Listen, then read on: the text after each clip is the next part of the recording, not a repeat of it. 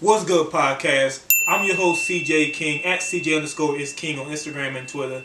And you lock it in with the CJ Brand Experience. On today's episode 13 of this Black Voice podcast, today my guest is Gaël, bro.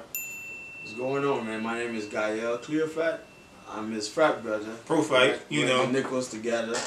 I'm from Port-au-Prince, Haiti, but I've been living in Louisiana for about 12 years now, so I call it home. So thanks for having me. What can they find you on social media, bro? My handles, my Instagram is Gaël_Defeat DJ, and on Facebook I'm just Gaël Cleophat IFBB Pro, and on Twitter you can find me as DJ_H Model, and that's the only three that I use. Okay. All right, so before we ready to talk, bro, we finna get into this interview. Yeah, we got a lot to talk about. Yeah, I'm ready. You ready? Yeah. All right, so before we get in, I gotta ask all my listeners out there to please like the video, man. If you're watching this video, I ask that you give me that thumbs up right there. You know, let's reach our goal. Let's say the goal is gonna be what's a good goal for the likes? Likes, man, it's over 200. Over 200. So we're gonna go for over 200 on this video today, man. All right, so as well, if you're new to the channel, I ask that you please subscribe. You know that red button at the bottom of the left corner. I need you to click that for me right quick. You know, and when you click it, also click that bell notification icon. That way you update it every time I drop a new video to the channel. All right, we'll get into it right after these quick messages.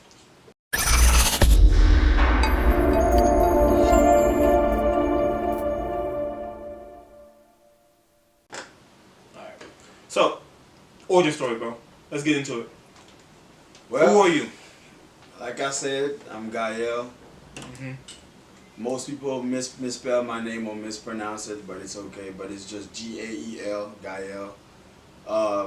I came from Port-au-Prince, Haiti. Came to Nichols, to Louisiana for college, and I graduated. I stayed in the area, worked, and went back to school. Got my master's in business, and I just stayed in the area and continue working. But now I'm actually pursuing my real passion besides being an IT technician and being in the IT world.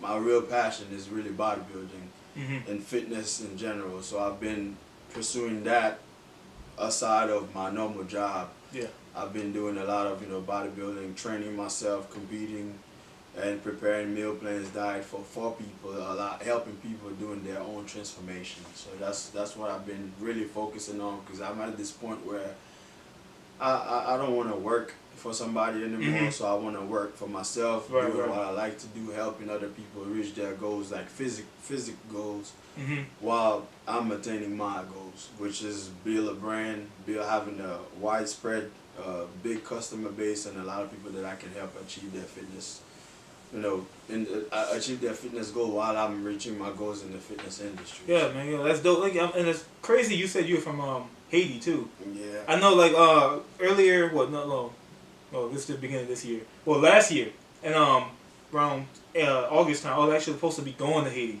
Oh, For my cousin, she was having a destination wedding out there.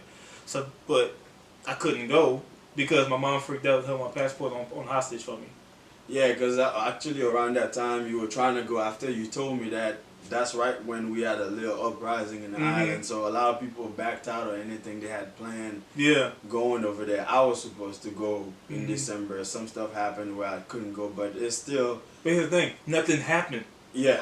Nothing happened. It started off as a couple of days of the country lockdown, and after that everybody went back to business as usual. So there was no real... Because everybody was panicking about going to the wedding and everything, and had meetings after meetings about who should we go or who should go, if you're still going, if not.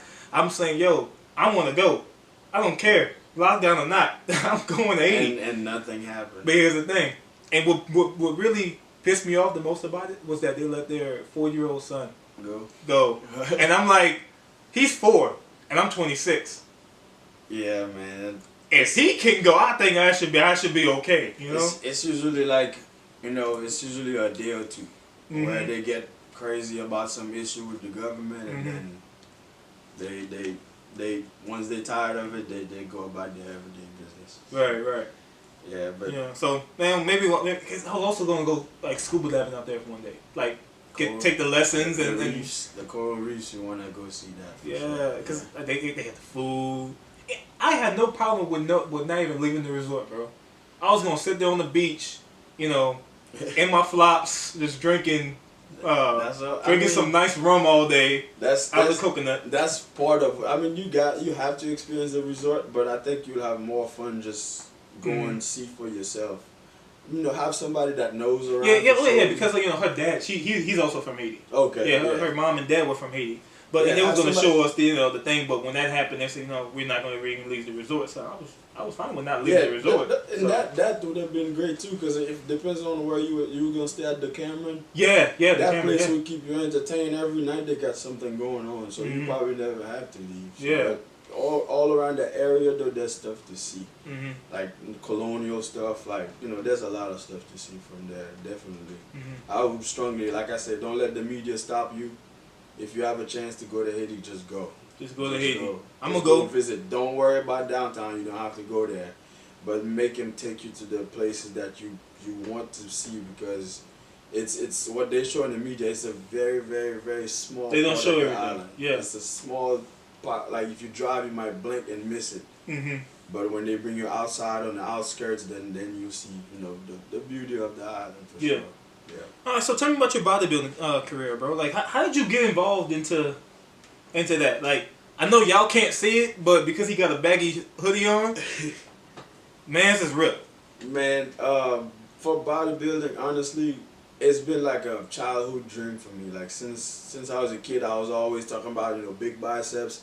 I always wanted to have it. I always wanted to, but I just didn't know what it took. Like to me, it was just going to the gym or do some push-ups, get some abs.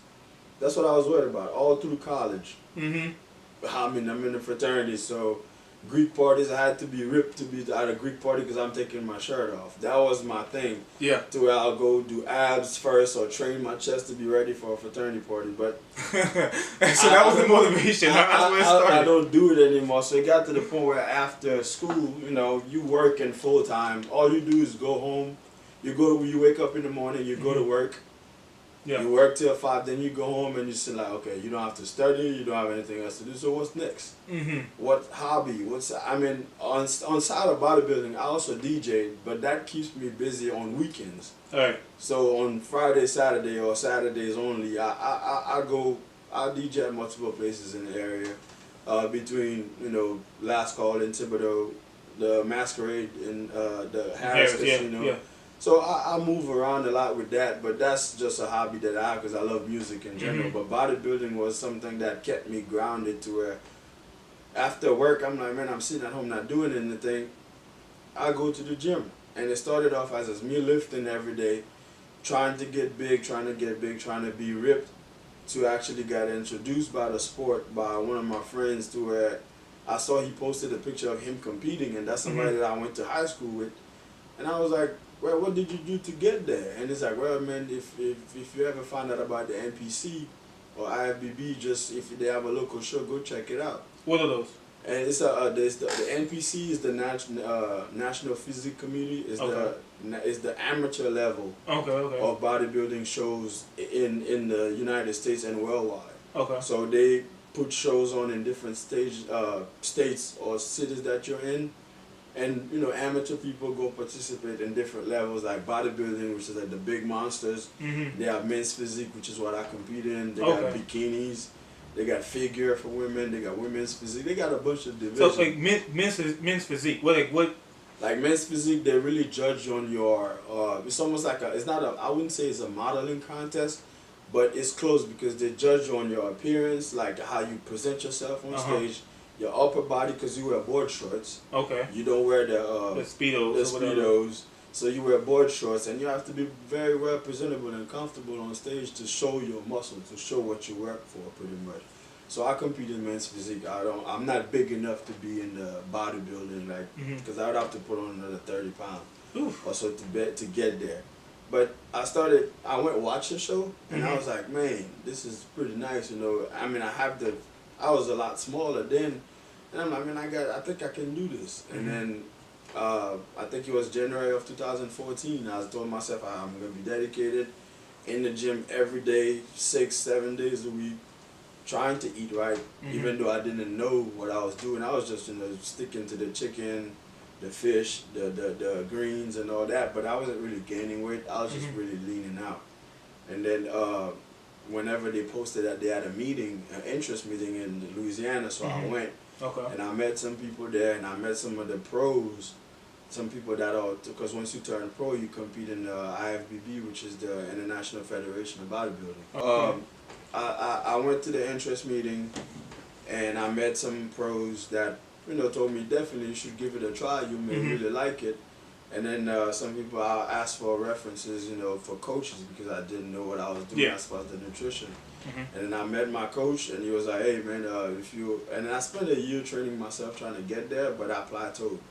And then it's around September 2014 when I met him. He was like, "Hey man, you have a lot of time. Just focus on what you're doing.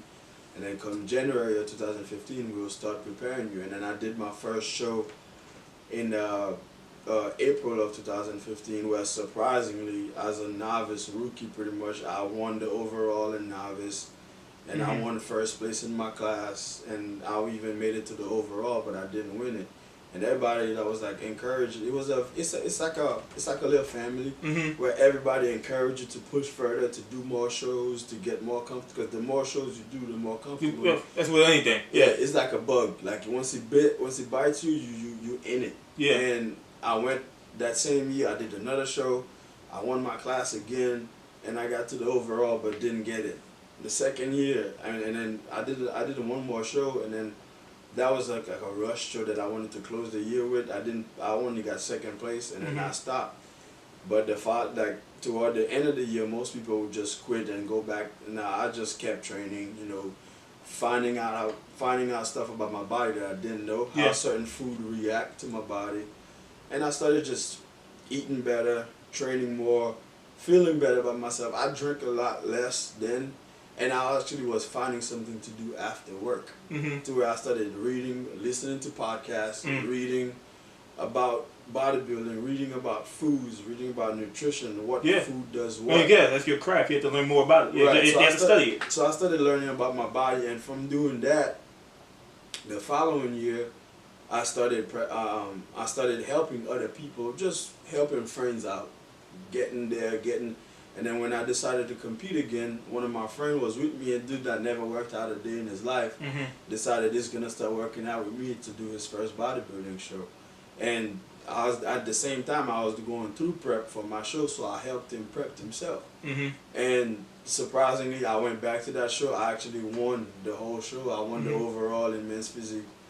And I helped him, and he actually placed. So since then, the rest of that year, I just started helping a lot more people, dieting, finding out what food works best for them. Yeah. And just constantly training, just non-stop training. And then the following year, I kind of took a break off competing because I wanted to gain weight. So to gain weight sometimes, especially muscle, you have to gain some unnecessary weight like fat in order to have the strength and energy to train heavy as you can and eat as much as you can to put on some muscle underneath. Oh, so okay. So I do what they call a bulk, but it was like a dirty bulk too. I was eating a lot, 6-7 meals a day, and training as heavy as I can. I look chunky, but when I decided to compete again, I competed again last year. That's when I went back on stage. I started dieting down. I got all the way up to 212, 215. How much you weigh now?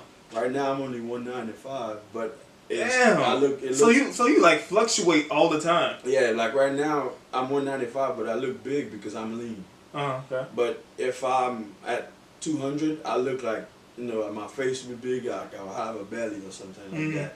But the reason why I do that is because if I want to gain a lot of muscle, like throughout a long period of time, I have to put that unnecessary cushion with the fat around me to help me train heavy. Just why is that? Like, why can't you just like? It's just that if you do it the clean way, it takes a lot longer. Oh, it takes longer. Because the energy, the fat that transforms into the energy. Fat burns quicker. It takes a lot longer. If you're trying to do a lean bulk, depends on the food or depends on somebody's metabolism. Like me, I have a fast metabolism, so I digest food fast. So if I'm doing a lean bulk, I'm eating like rice and potatoes and stuff like that. I'm gonna grow, but I may not put on as much muscle as I would if I was just like my key food that helps me actually rebound, what they call to give me a lot of energy is a burger and fries. Right. Like if I eat a burger and fries and I go to the gym, I have like absolute energy, strength. I'm ready to go, but I'll burn it enough because I train 2.5 hours a day.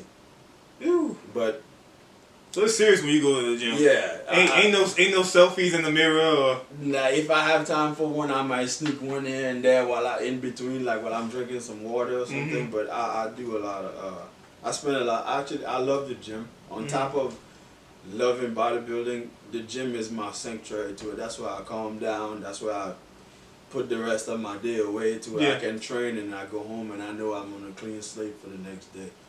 But yeah, like I was saying, for last year, I decided to compete again. I was just helping people with their diets, but not really focusing on helping more people because I wanted to turn pro, which is the next step of an amateur. Like I competed in NPC. How long you been an amateur? I was an amateur from 2015 to last year. Okay. So it took some time, but I wanted to. Now that you got your feet wet, now it's time. I wanted to get to the next level, and last year I competed. I went back on stage after a long time, after a year sitting down, and I went back and competed in New Orleans at a show called the Greater Gulf States, and I won the overall in men's physique, and then I rebounded, and then went to Pittsburgh where I competed for my pro card, and I turned pro in Pittsburgh last August. Okay. So now I'm an IFBB pro. And of course, I'm starting back again to prep myself to compete at my first pro show. Because when you compete as a pro, there's winning prizes, cash prizes, and the more points you accumulate, you can reach the big stage. The big stage for us is the Olympia. It's like the Super Bowl of bodybuilding. Like how Arnold Schwarzenegger had. Yeah, like when you go to the Olympia, that's where all the big guys, the big names, the Ronnie Coleman, the is that the ultimate goal for you to get there? I want to get to that stage. And be known as Mr. Olympia? Yeah, I want to get to that stage and get that name, the title of men's physique, Mr. Olympia. So there's more than one category for Mr. Olympia? Yeah, for Mr. Olympia, like I said, just like the amateur, they have men's bodybuilding, they have men's physique and all that. Men's physique in different categories. But I would like, to me, today, this is my first year as a pro. I want to at least get enough pro shows under my belt to experience it, to see because it's the next level. The guys are a lot bigger. The guys are a lot more comfortable on stage. The judging is a little stricter. So I want to to me, it's a challenge. Yeah. Like I said, besides my job, I don't really have anything else to do besides going to work. So that's my...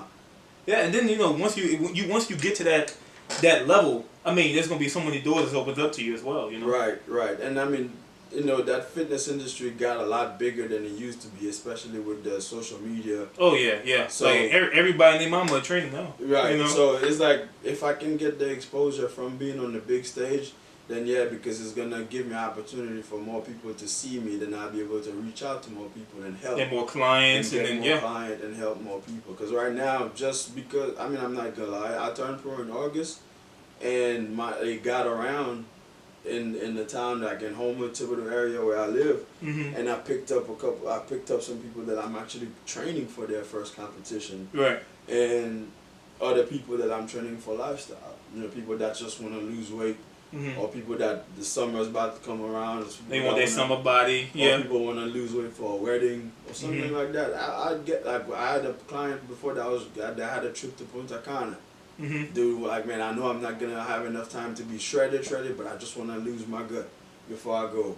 Well, I said, let's work together. What I do is, like, for me to work with somebody, I have to find out what you do. What are your habits? What do you normally eat? If you have any like physical conditions, anything that will help me design the plan or learn the type of food that will help you reach your goal faster. I don't just say, okay, you want to lose weight, here's this plan that I've worked. I know a lot of people do it like that, to where, hey, they give you a plan, that plan works for everybody. I'd rather give that person something that they know, okay, if they go on lunch break at 2 o'clock, where they go on a break late, then I know this meal gonna work. If they have a short break, this meal is quick. So I'm gonna give you a quick meal for that time. Yeah. But that still fits what you need until you make it to your next meal. Right. So I rather build. I do custom. Like okay, yeah, custom because I know one of our other frat brothers, he's an attorney now, but he went to Loyola. Okay. Forget what year he crossed, but you probably know him if you've seen him. You know, he had dreads, but Mike. Anyway, so he helped me put me on like a nutrition plan. You know, because I was at the time I was trying to gain. I wanted to like, cause right now I think I'm sitting at like 160, and I wanted to gain like 10, 20 pounds to sit comfortably. You know, back in the 180, you know, 170, 180 range. But I didn't want to gain size on my waist because you know I have a whole bunch of suits and clothes that I had invested into, and I don't want to just. Now I can't fit this suit anymore, and I gotta go buy new suits. So he put me on that, you know, and I found myself eating like 3, 4, 5, 6 times a day. So it was like that's normal. It's just that me usually when I'm working with somebody, I don't start you off right at 6 because if you are somebody that used to eat 3 times a day, it's gonna be hard to just jump right into trying to eat 6 meals a day because. Alright, go ahead, pick back up. Yeah. For like, it's normal for most trainers usually give people 6 meals a day. Because it's like. Yeah, because I eat like once a day now. Like we talk about. Because it helps, like the timing of your food helps your metabolism. Because the more you digest the food, the less fat you accumulate. So the body just uses what it needs and gets rid of the rest. So me, what I do is like if somebody's used to eating 3 times or 2 times or snack throughout the day, I would start you off with probably like 4 to 5 meals, but putting some snacks, or not a snack, but I would say like a shake, something nutritional that will give you like what you need, but that's light enough to where you can still fit in the next meals that you have throughout the day to where you don't stay full and bloated. Yeah, because like I know it's unhealthy, but like I find myself only eating like once a day sometimes. Yeah, you would need, like, the thing is when you eat once a day, your body pretty much hold on to that little food it gets because it got used to eating once a day. So it holds on to what the little bit that it gets because it don't know when it's gonna get it again. So that's usually how you can either accumulate fat or slow down your metabolism. Oh really? So I gotta pick that up. So you have to pick it up even if it's a small portion of something. Okay. Like small portions here and there, at least 4. Okay. At least 4. It's like spaced out between 2.5 to 3 hours. But it's hard because you know I don't cook a lot, and my mom stopped cooking. Oh. And I don't have a girl. Like I'm still single, so I don't have someone like that cooks for me on the regular. Yeah, I got you. And it's just like quick stuff. You know, you can get like chicken breast, have it already pre-marinated. Get you chicken breast that are pre-marinated. And then when it's time for you to eat and you're hungry, just saute, like throw it on the pan, right quick with some brown rice. It requires me to stand over a kitchen, like over a stove. Yeah, a little bit, yeah. A little bit more time than going to the Popeyes down the street. You know? Right, and you'll save. Trust me, you'll save a lot more because you can actually. Yeah, speak on that because a lot of people I find like they don't do the nutritional like eating healthy or meal because they think it's like really more expensive. Man, I'm putting it like this. Okay, for somebody like me that eats a minimum, I have to admit for me to function right and not feel like I'm about to pass out because of my metabolism and the amount of muscle that I've put in, I have to eat a minimum of 4 times a day. Right. So imagine you keep going 4 times a day. In the morning, I would go sit at a breakfast spot before work. That's a $13-15. That's one. And then for lunch, I'm gonna go eat up like either Rouse's plate lunches. For the amount of food I eat, when they weigh my plate lunch, it's a good $13. So that's 15, 13. That's 28 right there. Yeah, 28. And then I'm gonna eat another meal at about 3 o'clock, which is probably another 15.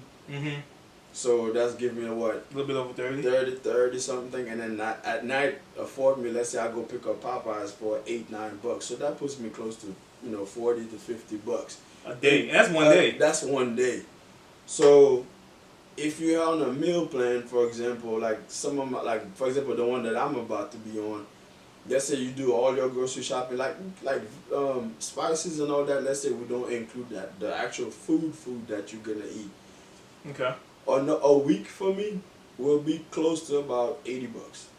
A week of food, $80, and I eat 6 times.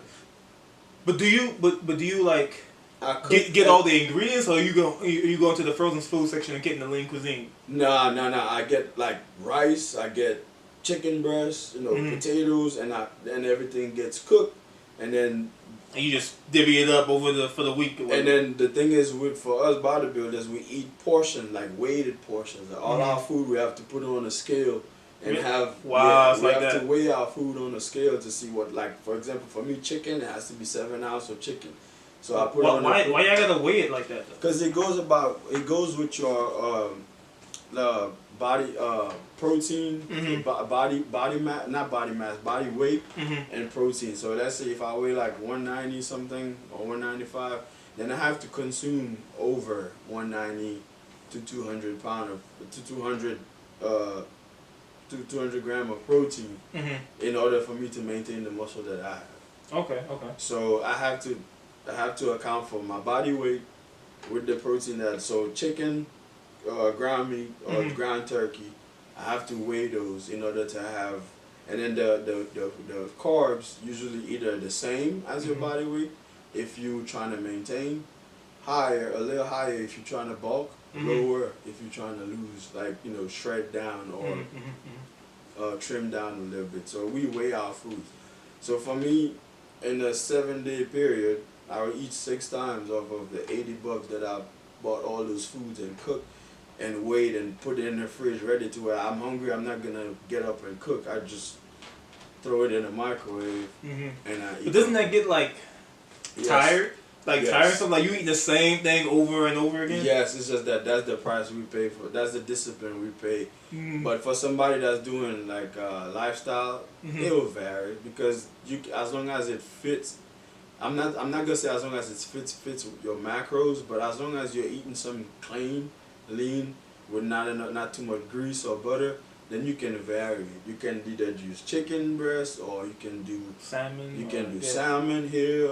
Salmon is high fat, so you gotta like watch it throughout the week. But so you teaching me things I didn't even know. I thought salmon was one of the healthy fishes. It's good. It's good for you. It's high protein, but as a fish, it's a high fat fish. It's a fatty fish. So when you eat it, let's say you eat salmon like back to back for 4 or 5 days, you might want to go do some cardio just in case, because it's a fatty fish. But I used to have it once a week. To replace a meal. But like stuff like even ground meat, when I buy it, I would buy like sometimes I buy the 90-10. Ground meat because of the 90 lean. 90-10, so there's 10% fat. So sometimes you buy the 93-7, stuff like that. So you can look at, like for me as a bodybuilder, I have to stay on track with what my coach gives me. Right. But somebody that's just doing it for a lifestyle, go get a salad here with some chicken breast with it. Go get like a little fish with some asparagus or and then you feel like you weak or something like that, and then on your cheat meal you throw in a burger and fries. It puts your body back in balance. Did you ever think you would become a bodybuilder? Honestly, no. No. I just wanted to lift weights and get big. That's what I wanted to do, and I just wanted to be big, like swole, have my abs and be able to flex. But I never thought I would be on stage and posing and showing it and actually turning pro. It's one of those things where you start in it, you just can't get out. It's not like you can't get out, you just can't stop, especially when you're succeeding at the goals that you set for yourself. As an amateur, like, do y'all feel like almost have the same rules? It's almost like the NCAA where you don't earn money as an amateur, or as an amateur they don't really the shows don't really pay. They don't pay you except for certain ones who like reimburse you your expenses. Okay. Like training expenses or? No, like traveling. Traveling. Let's say you drove to Lafayette to go compete and pay for a hotel, then they reimburse you for the hotel and a little bit maybe for your gas or something like that. Okay, But the pro shows, normally you get like some of them get like big cash prices plus like supplements and that's when the deals start rolling. Right, the gears, the supplements, and all of that, and then the Olympia. When you get sponsorships, you get the the 10Ks, 20Ks checks if you win. So that's the pro level. They really put some money out for that. But the amateur level is pretty much you as an amateur. You pretty much you compete to become a pro. Yeah. So how did you discover that this was your passion, bro? Man, it's because it became once I started, it became effortless. Yeah. Once I started, it became like for school, for example, you're like, crap, I gotta go to school again today. Don't get me started on that. Or you wake up, man, I gotta go to work. But when it's time for gym, you ain't gotta tell me twice. Right. I'm ready. You ready?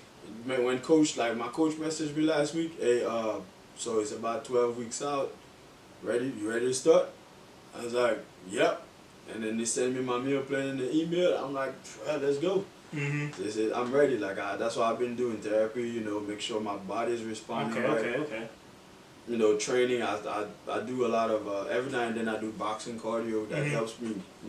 My adrenaline. Get my body pumping pretty much. I want to get into that. The boxing workout. It's hard. It's. Well, I mean, I'm not trying to go hop in the ring and boxing. But I want to work out.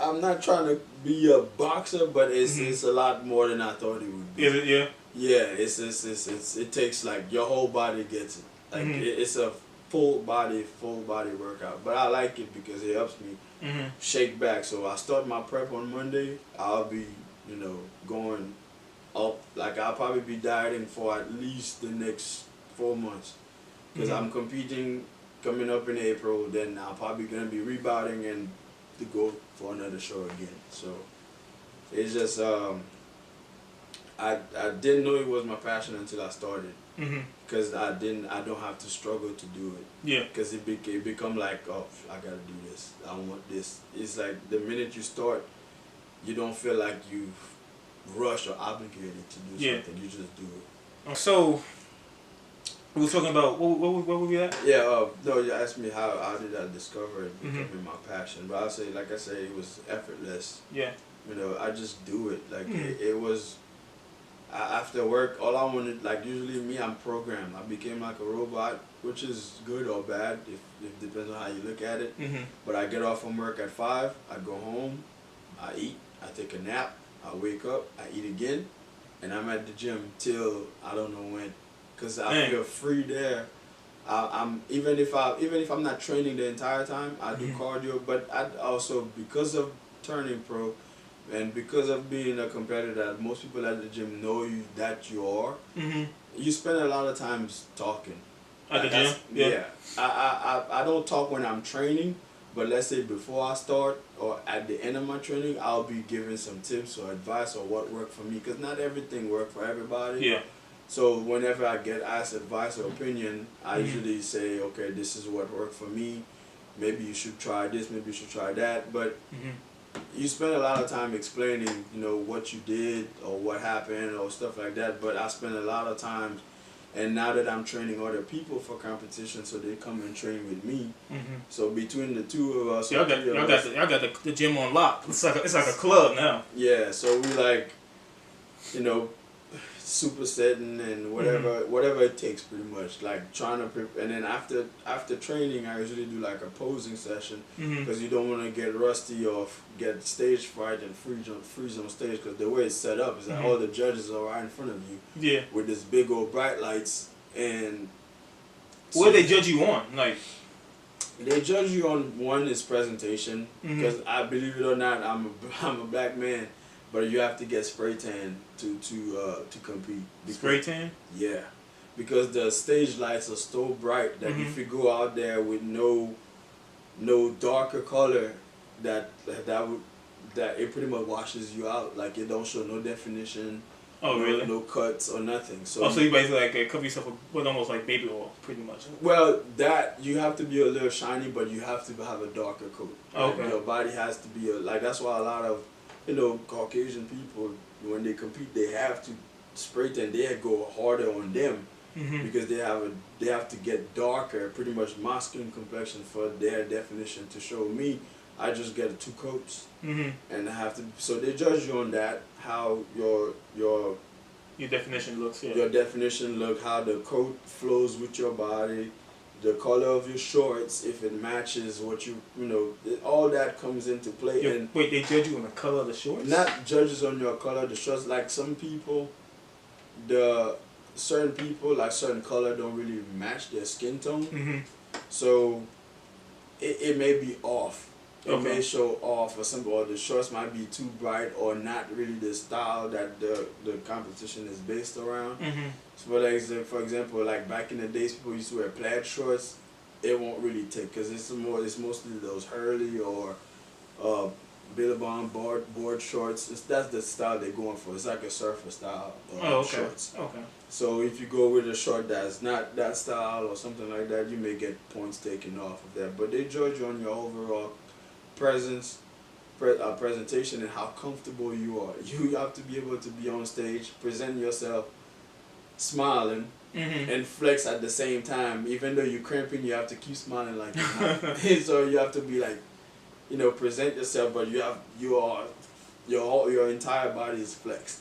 Mm-hmm. And stand in a certain way to show all your strengths, how your pec, your abs look, turn around and show your back muscles and all of that. You have to be able to present, and that's how you get judged. Okay. And then what they do, you have a round where you go by yourself, where Mhm. they'll judge you on your overall presence, and then when they do the comparison round to where they put you next to your peers, like people in the same height class as you, Yeah. and see who has the best shape, because Mhm. they look at that V shape at the top, best shape, best muscle definition, and how dry you are, how much details Mm-hmm. can show in your body. You talking about that Dorito chip look? Yeah.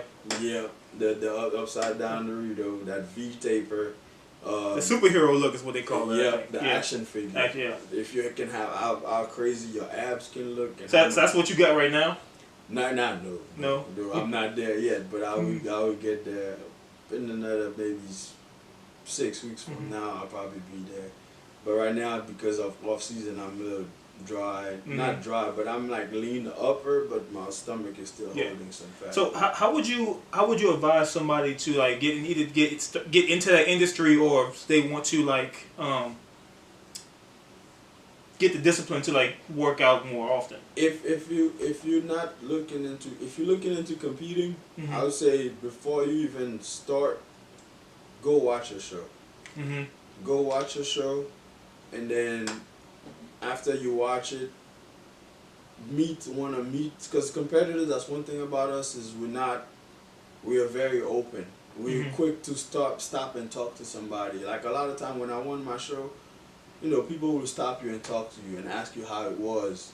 So once you go watch a show, meet one of the guys, or even if you went to the show, you saw him, hit them up on the social media, message them, ask them how it was Mhm. and what it takes, and they will give you their version of it. Yeah. And then if you feel like you want to try it, then look for a coach. Because Okay. I've seen a lot of people that try and do prep on their own, Mm-hmm. and then when they get on stage, they don't get the result that they wanted for themselves. They Uh-huh. get really disappointed and quit Okay. and don't compete anymore. But you have to get a coach. You have to look at your body from the outside. Like me, I'm able to prep other people. Mhm. I'm able to train other people. I can't prep myself Why not? because I'm so judgmental of myself that on the time frame that you have to prep, you may rush the gun and be too dry too early, and then by the time the show comes, your body's retaining water, so you're not lean enough. Mm-hmm. So somebody from the outside that actually knows nutrition, that knows how to tweak the food, can see the changes from you, and will know what to tell you and when to do it. Mhm. It's easy to look at somebody, and it's easier to prep somebody by watching their transformation not Mhm. day to day, but How week long- after week. How long does it take like for you like to notice the changes though? The changes, honestly, when it's a contest prep, every 2 weeks, bro. Every 2 2 weeks? something's gonna be different. Like I have a client that I'm training for a show. I posted his transformation. Dude is like 30 pounds down. I posted his transformation, 30 pounds, because he had a lot of extra fat on him. So he was lean, not lean. He was just straight, like flat stomach. And then today, he surprised me because I posted his I posted his picture last week. He was just straight down. His stomach was gone. Today he posted a picture because I kind of tweaked his diet a little bit to where, because he's getting close to the show, to where he started leaning out a little more. And he posted a picture, and today he got abs. So I wrote him back. I was like, damn, why you didn't send me that? Because that's how I keep track. Like, that's why you see a lot of bodybuilders always taking progress pictures. We don't do it to gloat or boast.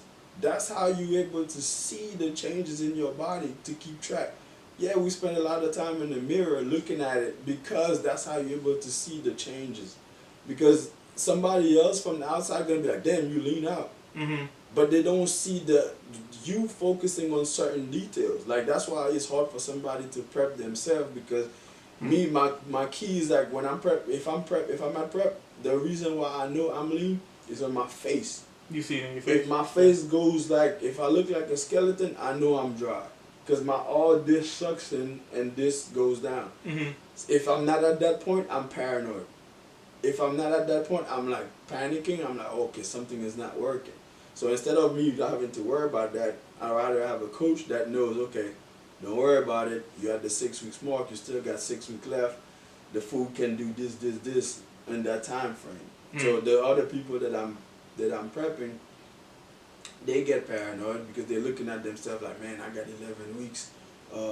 Shouldn't I look like this right now? Because also you have social media that you go and compare yourself to other competitors. Yeah, which is a curse actually. You don't want to do that. It's a curse, because that's why a lot of time when I'm on prep, the last 4 or 5 weeks I take myself off. Oh.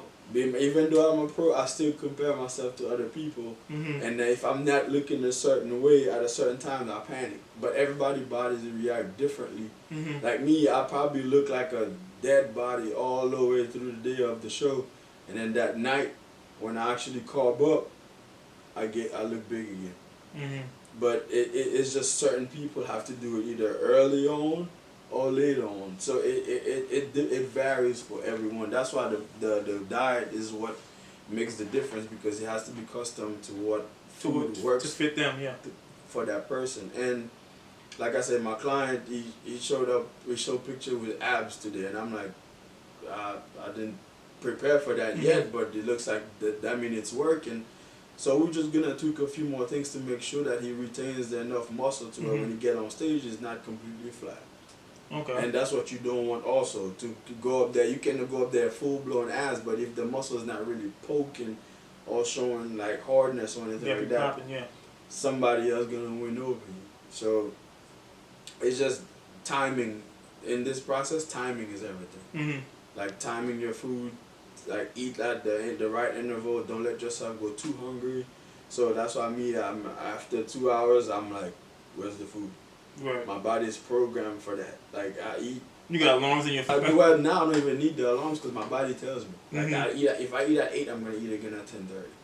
Then I'm gonna eat again at 12:30 or 1 o'clock. Like, do you feel it? Like, you feel hungry. You feel hungry at that point? point? You will be hungry. Like, your metabolism speeds up to the point where the food that you eat pretty much gone, and you're gonna be thirsty. Of course, we drink at a minute. For us, it's a minimum of a gallon a day. For anybody, really, I would strongly suggest anybody to make it a duty to drink at least a gallon a day, because you'll feel better.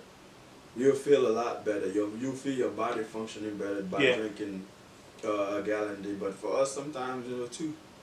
Sometimes we have to put down 2 gallons. Depends on how close the show is. If we're retaining too much water before the show, you have to make your body flush it. So you have to drink more. And the more you pee, then the more shredded you look. Really? That's how it is. So. And then the day before the show, you really much cut water out, and you don't drink water for the next 24 hours or so. Okay, so the fact that you're in the gym all the time, like, how does that affect your personal life sometimes, or? Honestly, it became to the point where, at first, my personal life kind of suffered, because I didn't know how to manage between, okay, my friends want to go do this, but I want to go lift. I cut them off. I want to go train. to where now, being a bodybuilder, your friends know. Mm-hmm. So they know, yeah, during the week, you don't have to worry about Gaël. He's going to be at the gym. Or if you want to see him, if you want to talk to him, go see him there. Mm-hmm. Or something like that. And then, thank God, I have a girlfriend that's in the same industry. She's a trainer. Yeah. So she's there training people or she's there training with me. Okay. So it kind of balances. It's hard when you are with somebody that is not in that industry or that never really train or compete for anything. They won't get it. They'll be, all you see is like, oh man, you're always in the gym every day. That's almost in every industry if you really think about it. Like, if you have someone who's doing this, but there's someone who doesn't understand how it's conflict. Exactly. So to avoid the conflicts, it's always good to participate, even though you may not trying to compete, but be there for some moral support, because that's a big thing. Yeah. And then the only thing I found is that between I work full time, I train to bodybuild, I train people, I do online coaching, which helps because I receive progress pictures and I compare pictures and I look at the food and see, okay, this is what he had for this time period.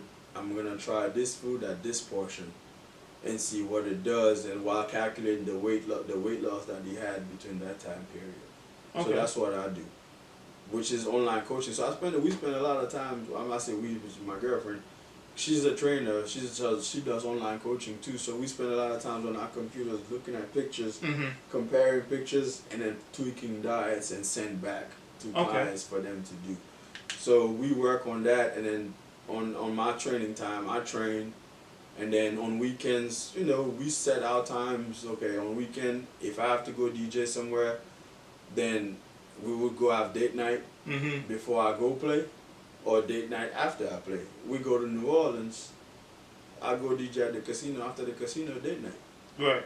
We go eat, we get a hotel room, we stay in the city, next morning wake up, go wander off in the city, have a good time, then go back on either answering emails, responding to clients, and then on Sunday nights, usually we do go for a light training session, and she's a big part of my prep because she's a strength and conditioning coach with boxers. Yeah.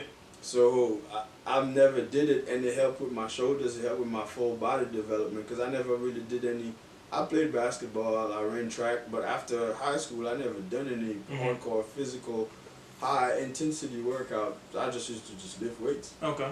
But doing the high intensity opened up my body to where I felt more energized to get to the gym and do my work. So when it works that way, it's the best. It's like the best scenario you can think of. Having somebody in the same industry as you, helping you reach your goal while you also helping her deal with her clients and stuff like that. But it's just like I said, the bodybuilders are like it's not a rare breed, but we always the back burner people because if there's an event, we're not gonna be there. Right. It's either we're in the gym or we're trying to eat, or if we had an event, we're gonna be the first one with the plate. That's just how it is. We live off the food. So basically, basically what you're saying is, if your friends want you somewhere, they gotta be food. Tell me they got food. What you got on the menu? I'm there.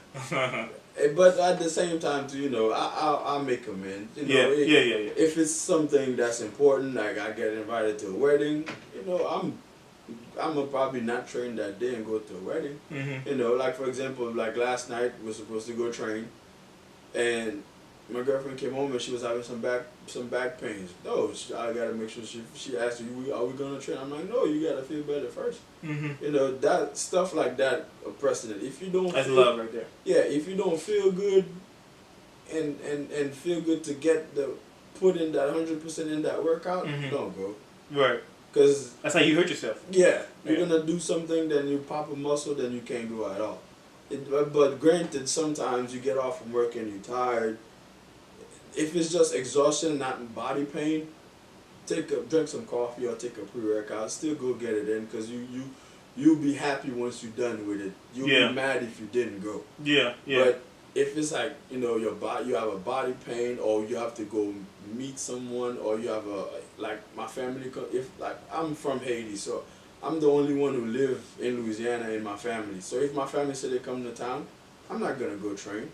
I'm gonna spend time with them because I don't see them all the time. Right. Thank God for me, my sister and my brother are all gym rats. Mm-hmm. So if I go visit them, they're like, okay, so when's the gym? Which one we going to? Because they want to go train too. So that's an advantage that I have. Like I went visit family not too long ago to North Carolina. I went spend time. I was a couch potato because that was my vacation. My sister got off of work, she's like, we're gonna go to this gym. And I'm like, oh, I didn't prepare for it, but okay, you did tell me gym, you gotta tell me twice. Right. I'm gonna still go do it. It's just yeah, people struggle with having a social life, being a bodybuilder. It's just it's just balance. Like if we're in prep mode, yeah, you can forget about it. We ain't going nowhere.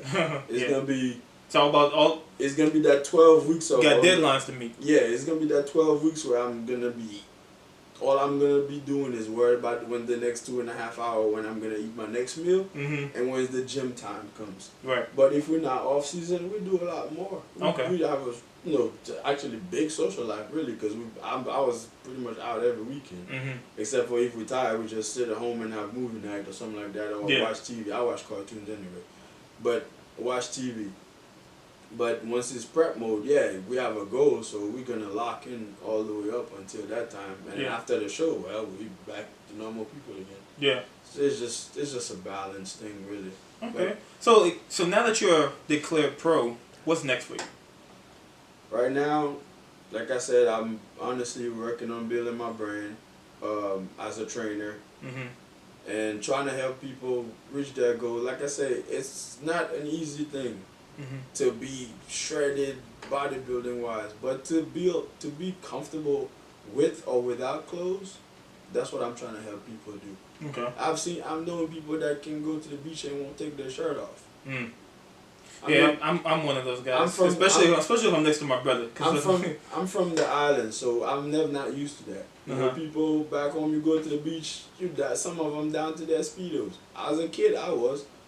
No, you feel comfortable in the skin you're in. If shedding that 5-6 pounds is what's gonna make you feel better, to do that, I wanna help you do that. Okay. You know, that's what I'm looking for. Of course, I'm still pursuing my bodybuilding dream, competing, getting there. But I also wanna help others people as I can get there. Even if it's through online coaching, which is what I do the most. And if you live in my area, we can have, I set it up to where I still do online coaching with you, but once a week we'll meet to where you have a session in with me. Or if you come to the same gym I'm in, you're going to jump in what I'm doing. I may not kill you like I'm killing myself, but I'm going to give you something to challenge you to where when you go home you'll be like, man, I had a good workout today. And the minute you start, and believe it or not, results is like a poison. The minute you see it, you're hooked. Yeah. You see the transformation, that's it. Like my client, this dude, when I get off from work, I take a nap, and a lot of times I oversleep. Like I have to have multiple alarms waking me up so I can get up, get myself ready, and go to the gym. This guy calls me to wake me up, and I only been training with him since December. Right. I've been he lost since December, end of November to now. He lost 30 pounds. So now he's posting pictures with abs. So today I'm here. I'm in Baton Rouge. He's in home in Thibodeau. He's calling me. You gonna be at the gym later?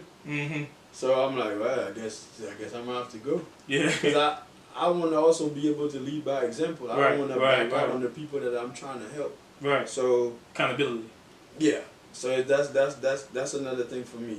I'm big on that. If I'm telling you something, best believe I'm gonna be doing it. That's why it's easier for me to teach or to train somebody hands-on than tell you what to do. I do the online coaching, but I also, if I can meet with you or if I can get that one-on-one interaction to where I show you how hard I work, then that'll give you, that's why he probably work as hard, because I show him how hard that I work for. How do you promote yourself on social media, like with your training, so people can get, so you can get more clients? For right now, I've been posting a lot of the transformations that I've done with other people. Okay. I post a lot of those, and of course use all the hashtags, those transformations. I've been getting hits from that, and I also been creating posters and flyers that I post periodically on my Facebook, my Twitter, and my Instagram. That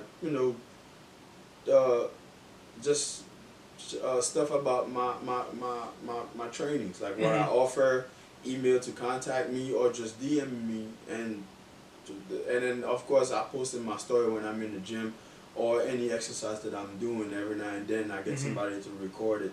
So I've been posting a lot on that to try to attract people using those hashtags, and then I've been blessed with those clients that I have because they've been doing word of mouth. Because whenever people see their transformation and they've been posting their stuff and tagging me in it. So I've been getting a lot of people reaching out to me and trying to.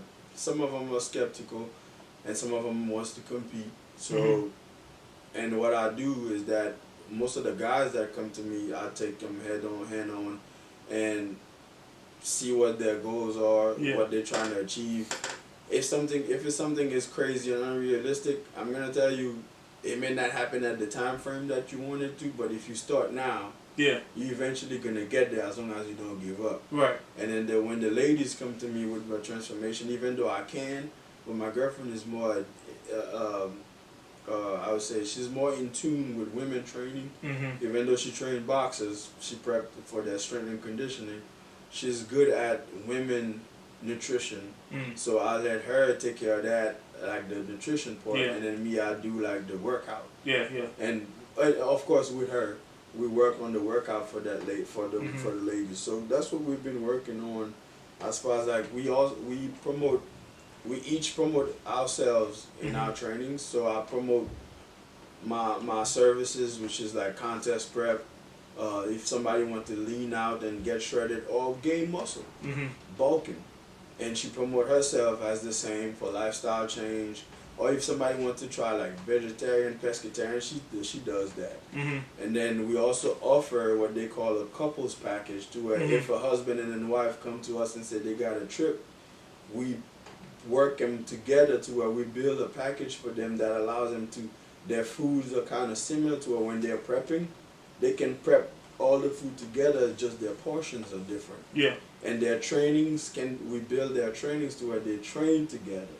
So if it's a husband and wife trying to lose weight, they can do it together. So we offer that type of package to where the women will talk to her. Like, because also another thing that's big in the bodybuilding industry, not bodybuilding, but in the training, I found that if the person can talk to their coach or feel a rapport, they get more comfortable. If they get more comfortable talking to you, he's not working out with a stranger at that point. So he feels like he can tell you what his issues are, then you can actually get down to earth and explain. And the issue that I found in the industry is that a lot of people get cookie cutter plans to where they don't really meet the coach, they just get an email. They get really detached to where either they don't stick to it. The person that stick to it is because they really want it. But if it's somebody that's struggling with starting up, they want that one-on-one. They want that interaction. So with the couples plan, the guy would mostly report their transformational changes to me, and the woman would report their transformation to her. And then when we both get together, where we meet, because we meet together in our little office, we compare the transformation pictures and say, okay, if the guy lost 10, 15 pounds more than the women might be discouraged, but you have to show it to her in inches compared to the guy, because guys are easier to drop water weight and body fat quicker, while maybe looking the same or slightly thinner. But women, you may not see a big physical change, but when they put their pants on, that's when they see it. That's when they see it. So that's the aspect of it that we kind of make sure that the people understand when we talking to them. But besides that, you know, posting and let the people that we train talk for us. That's what we're doing. I know we was talking earlier about how you can grow your brand better on the social media platforms like YouTube and everything. And one thing idea that just came to mind is like maybe doing a vlog, a video vlog about how your process in the bodybuilding, the behind the scenes aspect of it. Or better yet, starting a nutritional show. Yeah. You know? Honestly, that's really big. I never did anything like that before. I mean, we did some like before my shows, when I'm getting my spray tan or something like that. She would record a little something, or while I'm eating my meal, or when I'm getting ready. to get on stage, but I never really done like from the back end to where this to show when she's helping me prep my meals while we packaging. Yeah, why y'all packaging it like this? Or like, why are you eating this meal instead of that meal? Like, really break it down and explain it to the folks. Yeah, it's like where I can wait, where I'm waiting my food, packaging, stuck it in the fridge, or showing when I wake up from my nap, I'm going. If I take a nap, I'm going to that fridge right away and warm up that food and eat it up, and then on my way to the gym, what I do when I get to the gym, because I usually do like, a warm up and then a stretching session. After stretching, drink my supplements and then train. I never did talk about like what supplements you're taking, or supplement review. So why am I using this one instead of that one, or definitely that's something definitely I will be exploiting. Like I said, I just finally found the type of camera that I will be using. I will have it with me all the time if I'm going to the gym, and it's a camera that sends stuff directly to my phone. So I'll be able to. And you get you a tripod and all that stuff. Yeah, definitely. I'm definitely gonna look into that some more, and then eventually closer to my show when I'm actually at that shape that most people want to see. Because usually I keep myself hidden. I keep my body hidden. I'll post videos of my workouts, but I'll be in fully clothes. But whenever I get closer to the show where my body's at that shape where people are like, damn, this dude changed from the last time I saw him, that's when I actually start showing what I look like, and I start doing some snippets videos where I post on my social media. But usually 2-3 weeks before the show, I don't post anything because I keep it as like a, to me, top secret. I like the element of surprise to where even my coach sometimes, I send him pictures back and forth because he's in Houston. That's how he's able to gauge my progress. But when I get to meet him the day before the show, he's always like, oh, that he's like, oh yeah, we ready. And so when I hear that from him, I get that extra boost. Like, all right, okay, so we ready. Now I'm like super psyched. I'm ready. I want to get on that stage. So it's just that back end stuff. Like people don't really see that, but we honestly, bodybuilders, we suffer. What's the hardest part you would say that you face as a bodybuilder? Man, the hardest part, honestly, is that last 4 weeks out. The last 4 weeks out is what they call the last stretch. That's usually right when people that doing it for the first time, right at that 4 week left march, a lot of people quit. Because that's when your body is actually running on fumes. You can't, even when you try to sleep, you can't sleep. You can't sleep. You're tired of eating the same food over and over again. The same food. You're cramping up because your body starts to dry out. And just the overall food in general, like watching people around you or see like just stuff that you crave, that if you want it, honestly, you can have it, but you have a bigger goal. Right. So you like telling yourself, I don't want that candy, I don't want that piece of cookie, and it's like holding it in. Speaking of which, I kind of want cookies right now. Until the last stretch. Like me right now, since I know that I start prep. On Monday, I may have some cookies today and tomorrow, but come Monday, I may not see. No more cookies. I may not see. We got a Great American down the street. Oh man, you got a Great American right down the street. I may not see another one until April 15th because my show is like the 13th or 14th. But it's all good, but I'll have enough cookies for you. But the good thing about this bodybuilding is, most people know something about the cheat meal. Well, it's a thing where people say cheat day, but it's actually not a cheat day. It's supposed to be a meal. One meal that out of all of your clean meals, there's one meal that you take that is not a clean meal. So whenever you have that cheat meal, like lucky me, because of my progress, or my coach will say something like, all right, go have a... What's your cheat meal? Like, it would say something like, go have a double patty burger with fries and a piece of cake. And I would make that burger... I would go somewhere I know have the filthiest, the messiest burger that you can ever find. Burger you can find with some fries, and then a place that can give with a hamburger buns or donuts. Yeah, oh man, I'll do it to the extreme. But you see the thing, you see the reason why you get to cheat the next day. Because if I get a cheat meal tonight, when I wake up tomorrow morning, I look like a monster. Like I'm shredded, I have veins everywhere. And I'm lean, like as lean as can be, because of that cheat meal, because it's boosting metabolism even faster.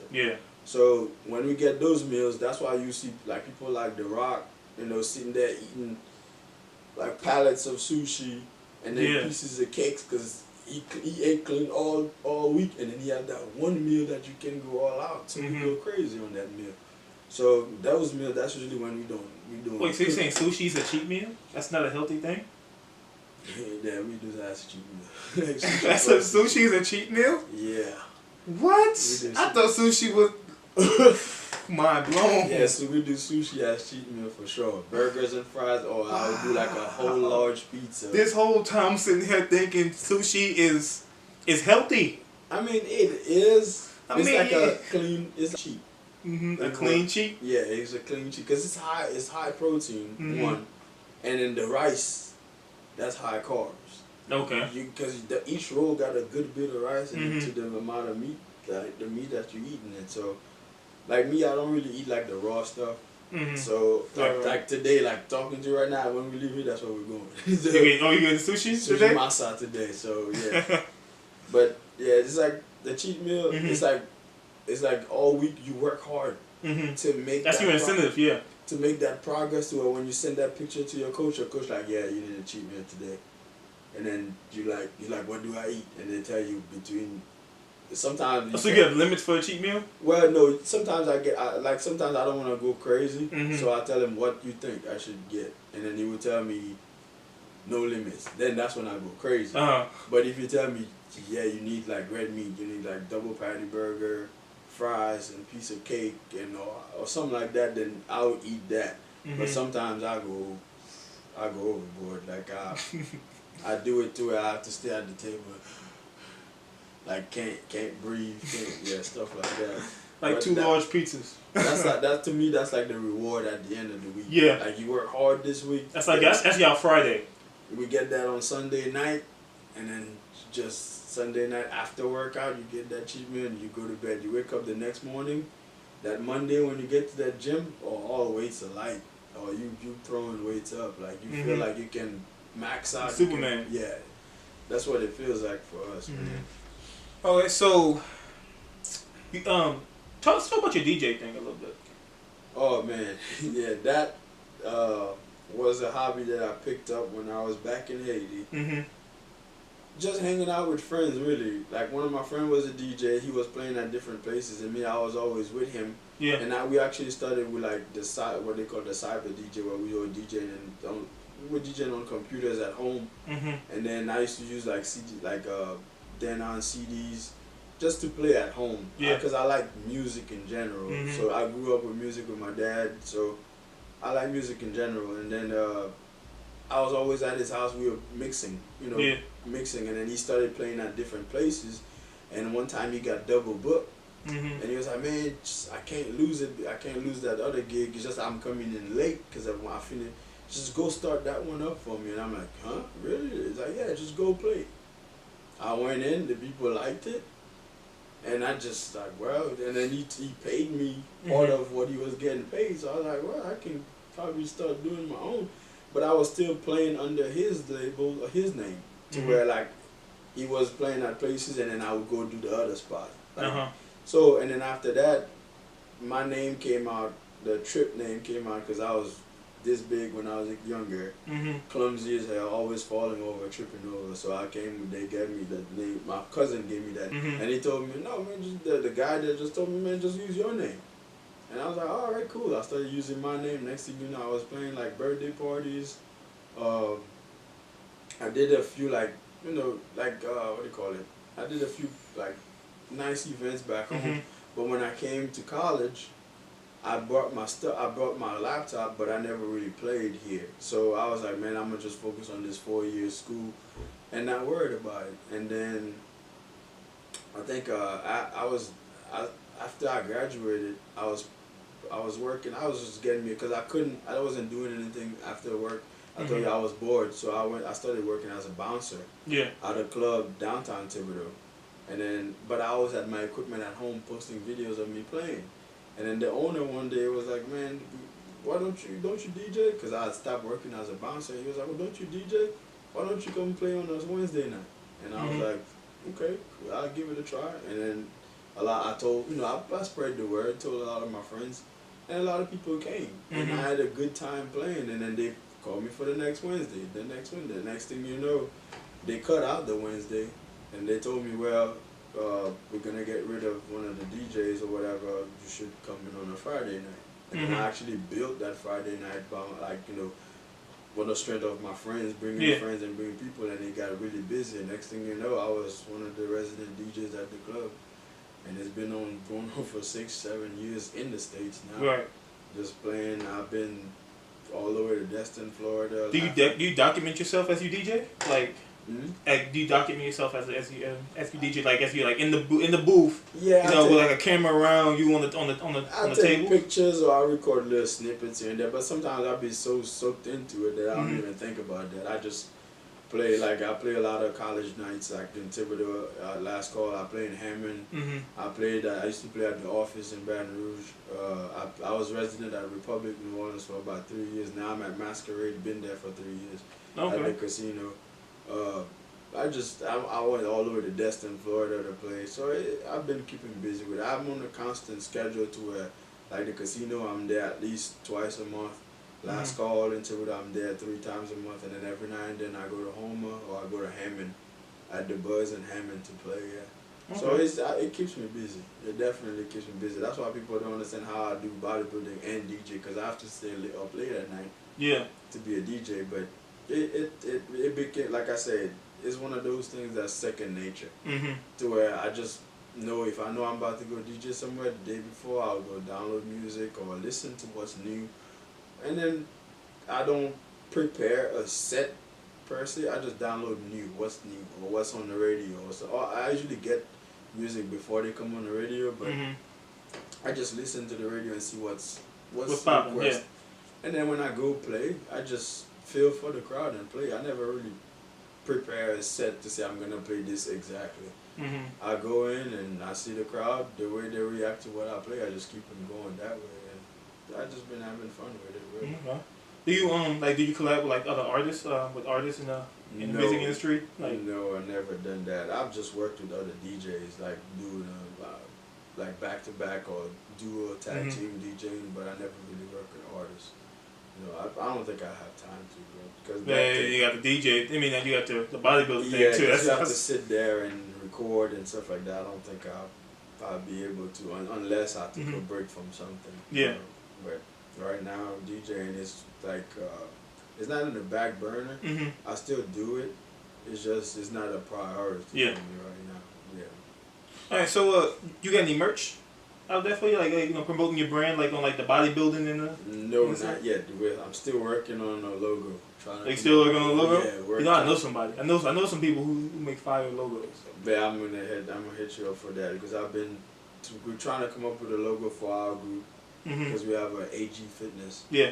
And I also want for myself, I want to just use my name in the bodybuilding. Oh yeah, definitely. Always use your name. Yeah, I want to always use your name. Matter of fact, her name is Brooke LeBlanc. You know, she out there in Dallas, man. She actually made all my logos for like for my show. Yeah, I want to just use Gaël Cleophat for myself, but for our group, we're trying to come up with a nice design for the AG Fitness. But the people that I'm prepping, I just want to use the same AG Fitness for that, because she's a part of the people that I prep. Because you know, sometimes if I'm working on the diet plan, I would have questions, and she would come up with the idea to try something. That's so we're trying to keep it in house between us. So I'm trying to come up with a logo for that, and myself, I'm trying to find a nice way to put my name. Right. But for the DJs, I used to have more merch. I had T-shirts. I had like tank top for the summer with bright colors and all of that, but it sold out. It's just that I never printed more or went further with it. But I definitely want to do some merch for my bodybuilding. Oh yeah. I would say definitely you need to get you some merch. That way people can out there and rock the brand and support it, you know. Definitely, yeah. All right, so man, it's already like an hour and 15 minutes. Oh. We've been talking. My bad. Time. No, I'm just saying. No, I'm just letting you know. Like time be rolling when we on the mic. Yeah. You know. So mention your social media tags again for the people who Yeah, for my IG is get them follows up. It's Gaël underscore Defeat DJ. Gaël is GAEL underscore Defeat DJ Fit FIT DJ. Okay. So I kind of keep my DJ name and my DJ's the Fit DJ. That's like I guess fitness and DJ together. Yeah. Do you have a training page? No. Actually, I use mostly my Facebook and I use my personal IG for that. But I also have a separate DJ page. Okay. Okay. I have a separate DJ page, but you can. The link is on my normal. I also have a YouTube channel with my full name, Gaël Cleophat. We're gonna tag that all up in the description. Where I put my I put like snippets of like trainings, workouts and stuff like that. There's about 2-3 videos up there right now. I haven't really been posting much on that because I want the high quality. Yeah. Good videos. Yeah. And then for my Facebook, it's just my full name, Gaël, Gael. Last name Cleophat, Cleophat, and then at the end I put IFBB Pro. Okay. But my Facebook, I have a lot of Facebook friends, so I use that a lot to promote both, like my DJing and the bodybuilding. And same in my IG. My IG, I'm still building up my followers. And I also do that on Twitter as well. My Twitter is DJ Trip, which is my DJ name, underscore H model, because I did some modeling back in the days. And they used to call me the Haitian model. So I have the H model on there. Okay. Yeah. So you're doing all over a bunch of things. Yeah, I did a bunch once I came here. I was just trying to get busy, man. Hey, I feel it, keep myself occupied. Hey, that's what anybody can do, man. So my last question for you before we wrap everything up, bro, is how do you plan on using your voice to leave an impact on the world? Honestly, bro, my views of this world might be quite shocking or different for other people, but my biggest thing for people is just love, man. Love one another, because that's the only way I see people work with people is if you actually have love in your heart to give. But if you don't have love in your heart to give, then you're gonna resent or be bitter. So because I love my sport, I want to give back. Yeah, some people I help for free, I'm not gonna lie. And some people, I also try to make a living off of it, so I have to charge. Right. But if I didn't love what I do, where would I be? I wouldn't be doing it if I didn't love what I do. I mean, just like I went to college for a computer information system. I love what I do. I work full time in it. It's just that passion is fading away. I can still do it. I can still apply it if I own my own business. But it's just that and then another thing I want to say too is that if you have something that you're itching to know about, don't say, I don't know if I should try. Just do it. Yeah. Just try it. At least once. Yeah. If you tried and you failed, then you learn something. You learn something. There are no losses in life, just lessons. It may not have been for you. But if you get into it and you actually realize that that's something that can change your life, just do it. Yeah. Just don't let this world put you in this little box to what you're supposed to be. Do anything. Anything you feel like you can get your foot in. Like I said, I started DJing. I don't know how. I moved into college, moved into a country by myself. My mom literally came and dropped me off. Not having anybody. I learned a lot. I had to learn how to cut my hair by myself. Learn how to cook my food, wash my clothes, do all of that. And without being resentful or anything like that. It's just an opportunity that I was brought to. Yeah. I didn't think I was gonna be here because situations in my country sent me here. Yeah. And I just use it to the best of my ability and take advantage of it. So that my biggest message that I can give out, man, is just love one. Have it in your heart to give, and also don't be mad when you don't receive it, but always be willing to receive. Always be willing to give it, and two is like anything that you have a little curiosity towards, learn about it, read about it, because trust me, you will learn a lot. Me, honestly, I'm not a big book person. Like, you won't really sit there and find me reading a book, but you will find me watching a documentary or listen to a podcast. or just asking somebody that's done it before. Mm-hmm. That's where I learned a lot of my stuff. Yeah. You know, so that's my message. All right, man. So it was a pleasure having you on the show, brother. I appreciate that. I You know. appreciate the opportunity. Yeah, man. You know, anytime you need to come back on and come promote your brand, bro, so I'm always open. Doors always open. I appreciate that. I'm definitely gonna, post about it.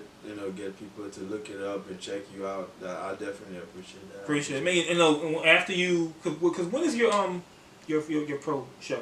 My pro show is in April 13th. Okay, so like, you know, if you want to come back and recap and talk about it after, you know what you learned after your first show and everything, yo, let's do it. Let's run it. I'll definitely do that, man. I appreciate that, because I mean, like I said, I've been an amateur. I know what it was like. Yeah. But I don't know what a pro show is like. Right, so right. I'm about to go and learn it all over again. Yeah. So I'm like, and so like I said, document that. Yeah. Document that. Definitely. Definitely. Have someone follow you around if need be. Yeah, I'm gonna get my camera, and even if I have to do my own shots like this, you know, I'll do it. I'll definitely do that. Definitely. All right, so you know, if you made it to the end of this video, I just want to say thank you. You know, because we now went 20 minutes in. It's a long one. I'm just glad that you made it to the end. You know, and still steady rocking with me. You know, if you found this video, if you made it to the end and you like this video in any form, I ask that you click that like button. And if you haven't yet, please subscribe to the channel, please. You know, because I do this for y'all. I'm CJ King, and we're here with Gaël Cleophat. And you're on the CJ Brand Experience, episode 13 of the Black Voice, and we out. Man, this was dope, man. I appreciate that.